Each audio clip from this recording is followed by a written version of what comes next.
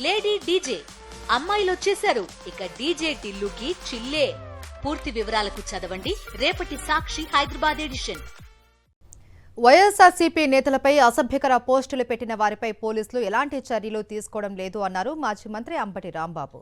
చట్టం ముందు అందరూ సమానమే అన్నారు. వైఎస్ఆర్సీపీ కార్యకర్తలను అరెస్టు చేస్తున్నప్పుడు టీడీపీ కార్యకర్తలను ఎందుకు అరెస్టు చెయ్యరు అని ప్రశ్నించారు.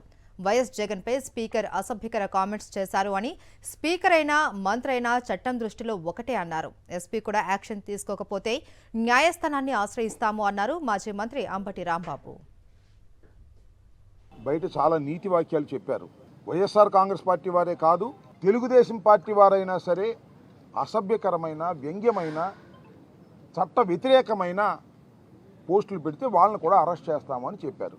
మరి ఈ ప్రభుత్వం వచ్చిన తర్వాత మా వాళ్ళని అయితే అరెస్ట్ చేశారు, వందలాది కేసులు పెట్టారు, కానీ ఒక్కరిని కూడా అరెస్ట్ చేయలేదు. దాన్ని దృష్టిలో పెట్టుకొని ఈ పోస్టులు ఏదైతే అసభ్యంగా మాట్లాడారో, ఏదైతే అసభ్యంగా ట్వీట్లు చేశారో అవన్నీ ఆధారాలతో కన్సర్న్ పోలీస్ స్టేషన్స్లో మేము కంప్లైంట్ ఇవ్వడం జరిగింది. ఈ రోజు వరకు ఏ విధమైన యాక్షన్ తీసుకున్నారో మాకు తెలియదు. మళ్ళా చట్టపరంగా యాక్షన్ తీసుకోవాల్సిందిగా కొంత లోయర్ లెవెల్లో ఉన్నటువంటి పోలీసులు ఇన్ఫ్లుయెన్స్ గురవుతున్నారేమో, ఈ యాక్షన్ తీసుకోవడం లేదేమో.